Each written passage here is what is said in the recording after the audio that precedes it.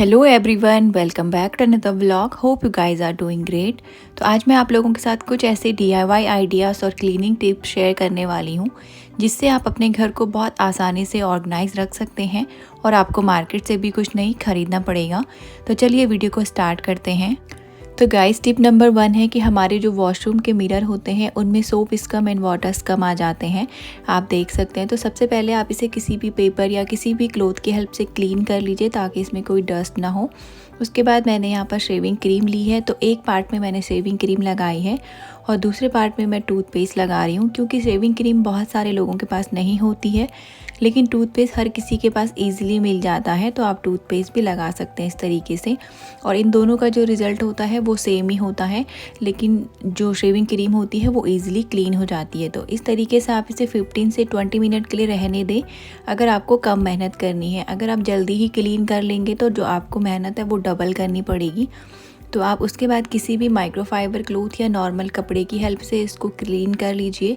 तो जो shaving cream वाला पोर्शन है ये काफ़ी इजीली क्लीन हो जाता है बहुत जल्दी से। टूथपेस्ट को क्लीन करने में थोड़ी सी मेहनत लगती है क्योंकि ये स्टिकी होता है, बट जो रिज़ल्ट है दोनों का सेम ही होता है, दोनों बहुत अच्छे से क्लीन कर लेते हैं। तो गाइज़, इस तरीके से आप अपने घर के मिरर को क्लीन रख सकते हैं, और जब भी आप मिरर क्लीन करें तो ऐसे जिग-जैग मोशन में उसको क्लीन करें, तो उसकी जो डस्ट है वो उसमें नहीं चिपकेगी और वो बहुत अच्छे से साफ़ हो जाएगा। तो इस तरीके से आपको बहुत ज़्यादा मेहनत नहीं करनी पड़ेगी, आप उसको लगा कर छोड़ दीजिए और इतने में आप कोई और काम भी कर सकते हैं। और जब ये 15-20 मिनट हो जाएं तो आप अपने मिरर को क्लीन कर लीजिए। तो बहुत ज़्यादा मेहनत करने की ज़रूरत भी नहीं है और बहुत ज़्यादा एक्स्ट्रा कुछ ख़रीदने की ज़रूरत भी नहीं है। तो गाइज़, नेक्स्ट टिप है, हमारे घरों में इस टाइप के हेयर टाई या जो रबर होते हैं इनका यूज़ तो हर कोई करता है, लेकिन कई बार ये मिसप्लेस हो जाते हैं या हमको जिस कलर का चाहिए होता है वो टाइम पर नहीं मिलता है। तो कैसे हम इसे अरेंज कर सकते हैं, ऑर्गेनाइज़ कर सकते हैं। तो हमारे घरों में जो कर्टेन की रिंग्स होती हैं, आप एक रिंग ले लीजिए और उसके अंदर इस तरीके से इनको डालते रहिए। तो जब कभी आपको इनकी ज़रूरत पड़ेगी तो ये आपको एक ही जगह पे मिल जाएंगे और आपको जिस भी कलर का निकालना होगा आप इजीली उसको निकाल कर फिर वापस रख सकते हैं। तो इस तरीके से आप इसको किसी भी ड्रॉअर के अंदर रख सकते हैं या किसी भी वॉल पर हैंग करके रख सकते हैं। तो ये बिल्कुल भी नहीं निकलेंगे और ये आपको एक ही जगह पे सारे मिल जाएंगे, मिसप्लेस भी नहीं होंगे। तो गाइज़, नेक्स्ट टिप है, हमारे पास इस टाइप के बहुत सारे टैंक टॉप होते हैं कई कलर्स के, और वो जब ज़रूरत होती है तो नहीं मिलते हैं या फिर हमको पूरी वार्डरोब अपनी ख़राब करनी पड़ती है इस चक्कर में इनको ढूंढने के लिए। तो कैसे हम इनको ऑर्गेनाइज रख सकते हैं, आप एक हैंगर ले लीजिए और उसमें जो कर्टेन की रिंग्स होती हैं वो लगा लीजिए। आप कर्टेन की रिंग को टेप की हेल्प से भी फिक्स कर सकते हैं ताकि ये मूव ना हो। और उसके बाद आप, अगर आपके पास एक ही कलर की बहुत सारी हैं तो एक रिंग के अंदर आप एक कलर की रख लीजिए, दूसरे रिंग्स के अंदर आप दूसरे कलर की रख लीजिए। तो जब आपको ज़रूरत होगी किसी ड्रेस के साथ, किसी भी सूट के साथ, तो आप इनको ईजिली ढूंढ सकते हैं और आपकी जो वार्डरोब है वो भी ख़राब नहीं होगी। आप इसे कहीं पर भी हैंग कर सकते हैं। अगर आप इसको दरवाजे के पीछे हैंग करना चाहते हैं वहाँ पर भी हैंग कर सकते हैं, अपने वार्डरोब में हैंग करना चाहते हैं वहाँ पर भी हैंग कर सकते हैं। तो इस तरीके से जो आपकी वार्डरोब है वो भी ख़राब नहीं होंगी और ये दिखने में भी काफ़ी अच्छा लगता है, और आपको जब ज़रूरत होगी तो आप इसे ईजिली फाइंड कर लेंगे। तो गाइस, नेक्स्ट टिप है कि हम अपने घरों में अंडे की जो है वो ट्रे लेकर आते हैं। अंडे जब ख़त्म हो जाते हैं तो हम ट्रे को फेंक देते हैं, बट ये ट्रे हमारे काफ़ी काम आ सकती हैं। काफ़ी लोग इसका यूज़ करते हैं और काफ़ी लोग नहीं करते हैं, बट इसके बहुत सारे ऐसे अच्छे से यूज़ हैं जिससे हम अपने घर को ऑर्गेनाइज़ कर सकते हैं। हमारे घरों में छोटे बच्चे होते हैं, उनके जो सॉक्स होते हैं बहुत छोटे छोटे होते हैं, तो ऐसे बिखरे होते हैं। तो हम इनको सबसे पहले फ़ोल्ड कर लेते हैं। इस तरीके से आप इनको फ़ोल्ड कर लीजिए ताकि ये कम जगह लेंगे अगर आप इन्हें इस तरीके से फ़ोल्ड करेंगे। तो इस तरीके से आप बड़ों के सॉक्स को भी फ़ोल्ड कर सकते हैं, ये दिखने में भी काफ़ी अच्छे लगते हैं। इनको फ़ोल्ड करना भी इजी है और आपको जब ज़रूरत होगी तो आपको दोनों सॉक्स एक साथ मिल जाएंगे। आप अपने वार्डरोब में कहीं पर भी रखेंगे तो ये बहुत ज़्यादा जगह नहीं लेगी।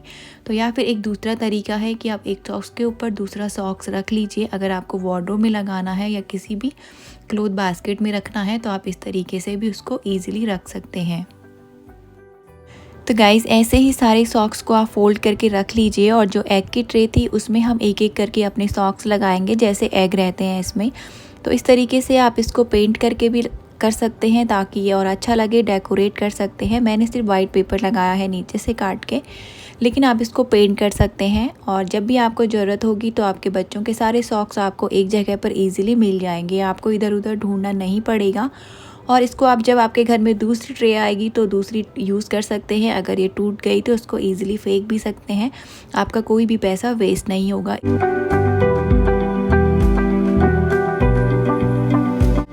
तो गाइस नेक्स्ट टिप है कि हमारे वार्डरोब में जैसे हम कपड़े हैंग करके अगर इस तरीके से रखते हैं तो वार्डरोब बहुत मैसी लगती है और काफ़ी जगह भी लेती है। और विंटर में जैकेट्स होती हैं हैवी हैवी और हुड होते हैं हैवी हैवी, तो इस तरीके से काफ़ी जगह ले लेते हैं। तो आप इस तरीके से इनको कभी भी हैंग करके मत रखिएगा। इनको हैंग करने के लिए आप इनके जो स्लीप्स होते हैं उसको अंदर की तरफ फोल्ड कर लीजिए और उसके बाद इसको हैंगर में लगाकर आप अपने वार्डरोब में रख सकते हैं। तो इस तरीके से ये काफ़ी कम जगह लेते हैं और आपका जो वार्डरोब है वो भी दिखने में अच्छा लगता है, बिल्कुल भी मैसी जैसी फीलिंग नहीं आती है।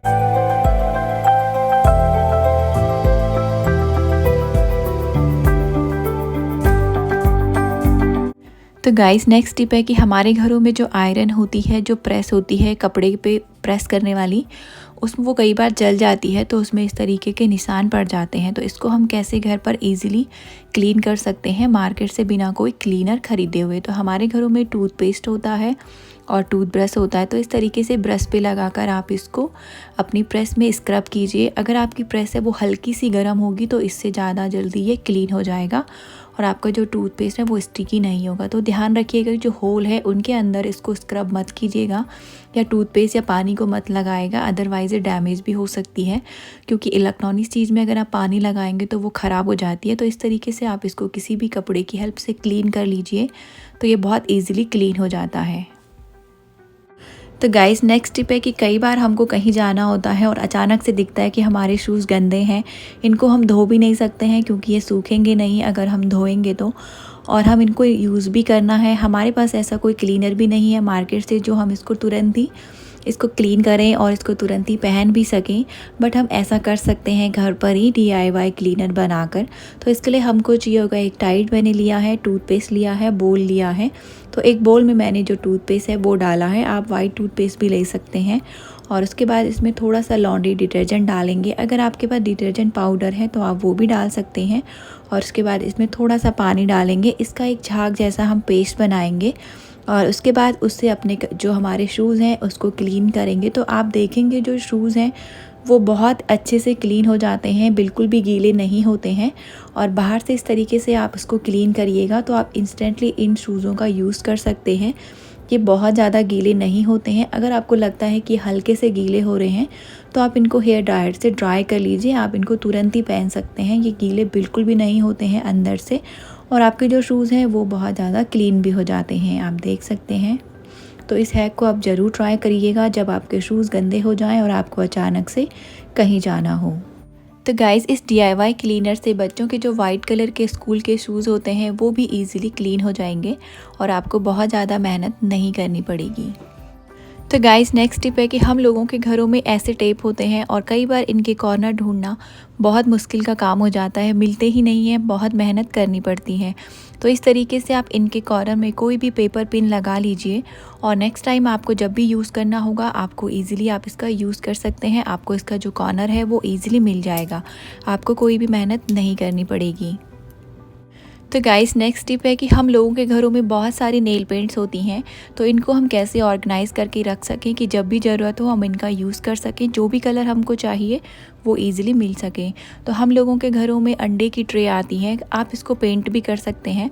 तो ये मैंने पेंट अपने बेटे से करवाया है, उसकी भी एक एक्टिविटी हो गई और थोड़ा सा अच्छा भी लग रहा है। तो आप कैसे भी रख सकते हैं और उसके बाद आप एक एक करके अपनी जो नेल पेंट है वो इसके अंदर रख सकते हैं।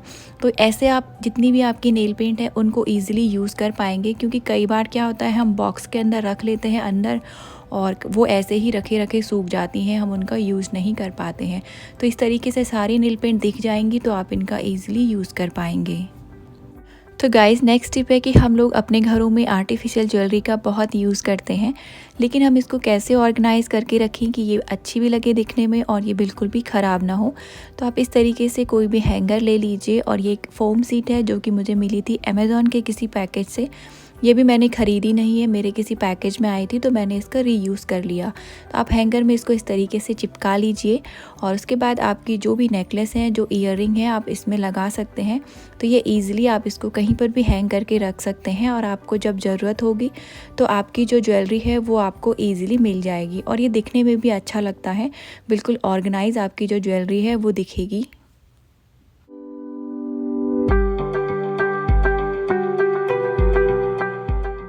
तो गाइज़ मेरी नेक्स्ट टिप है कि हम लोगों के काउंटर टॉप में कई बार हल्दी के इस टाइप के दाग हो जाते हैं जो कि बिल्कुल भी साफ़ नहीं होते हैं नॉर्मल पानी से। तो कैसे हम उनको क्लीन कर सकते हैं। तो यहाँ पर मैंने एक टूथपेस्ट लिया है। आप टूथपेस्ट को जहाँ पर भी आपका हल्दी का दाग लगा हुआ है उसको इस तरीके से लगा लीजिए और उसके बाद इसमें थोड़ा सा जो लेमन जूस है वो डाल दीजिए और 15 से 20 मिनट इसे ऐसे ही रहने दें। उसके बाद जब आप इसे क्लीन करेंगे तो आपका जो काउंटर टॉप है वो बिल्कुल क्लीन हो जाएगा। आपका जो हल्दी का येलो दाग है वो बिल्कुल क्लीन हो जाएगा। तो इस तरीके से आप अपने काउंटर टॉप को ईज़िली क्लीन कर पाएंगे। तो गाइस मेरी नेक्स्ट टिप है कि हम लोगों के घरों में जो प्रेशर कुकर होते हैं उनकी जो विसिल्स होती हैं यानी कि सीटी, उसको हम कैसे इजीली घर पर क्लीन कर सकते हैं। तो आप देख सकते हैं कि काफ़ी गंदी हो रही है और प्रेशर कुकर भी अंदर से काफ़ी गंदा हो रहा है। तो मैंने प्रेशर कुकर को गैस पे रखा है। उसके बाद मैंने इसमें थोड़ा सा पानी डाला। उसके बाद आप इसमें थोड़ा सा इनो डाल दें और फिर हम इसमें डालेंगे डिश सोप। तो इसको हम थोड़ी देर गर्म होने देंगे और उसके बाद अपनी विसिल्स को इसमें डाल देंगे। तो 15 से 20 मिनट के लिए हम विसिल्स को लो टू मीडियम फ्लेम पर बॉईल करेंगे, इसको उबालेंगे और आप देखेंगे कि जितनी भी विसिल्स की गंदगी होगी वो आपको इस तरीके से झाग में ऊपर दिखाई देगी। इसका मतलब जो विसिल्स हैं वो अच्छे से क्लीन हो रही हैं। तो इस तरीके से अगर आप इसको क्लीन करेंगे तो आपकी जो मेहनत है वो कम हो जाएगी, आपको बहुत ज़्यादा मेहनत नहीं करनी पड़ेगी। उसके बाद आप किसी भी टूथब्रश की हेल्प से और डिश सोप से अपनी जो विसिल्स हैं उनको स्क्रब कर लीजिए, क्लीन कर लीजिए। इसी तरीके से प्रेशर कुकर को भी थोड़ा सा स्क्रब कर लीजिए। तो बहुत ज़्यादा मेहनत नहीं लगेगी, बस थोड़ी सी मेहनत करनी पड़ेगी और थोड़ी सी मेहनत तो हर चीज़ में लगती है। तो इस तरीके से आप दोनों को क्लीन कर लीजिए। तो आपकी जो विसिल्स एंड प्रेशर कुकर है ये दोनों ही बिना स्क्रैच के, आपको बिल्कुल भी इनमें स्क्रैच नहीं मिलेगा और ये काफ़ी ईजिली क्लीन हो जाएंगे।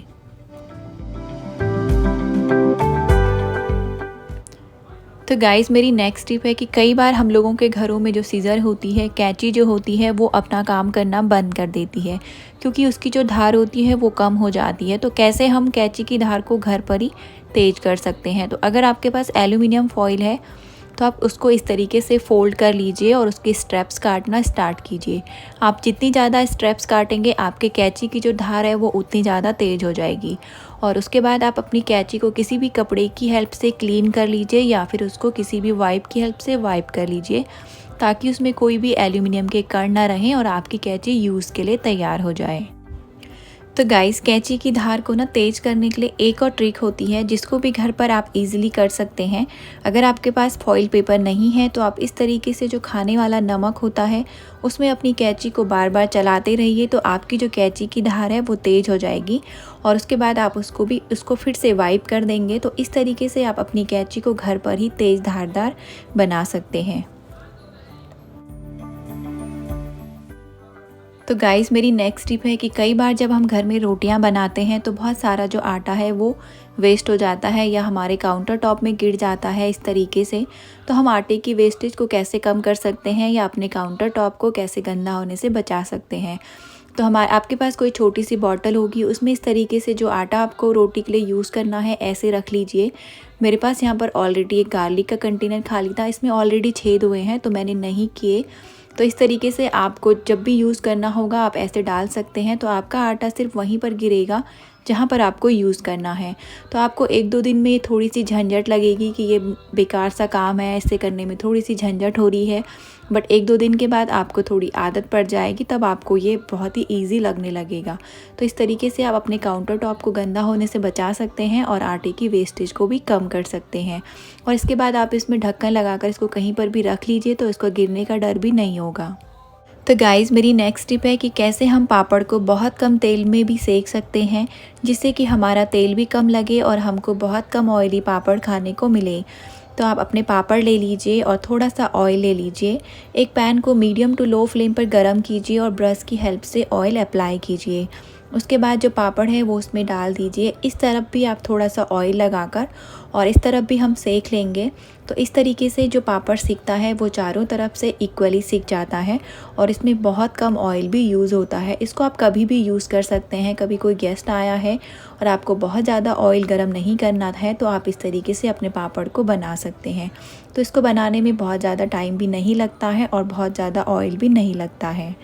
तो गाइज़ यही था मेरा आज का वीडियो। होप करती हूँ आप लोगों को पसंद आया होगा। तो प्लीज़ वीडियो को लाइक कीजिएगा एंड चैनल को सब्सक्राइब करना मत भूलिएगा।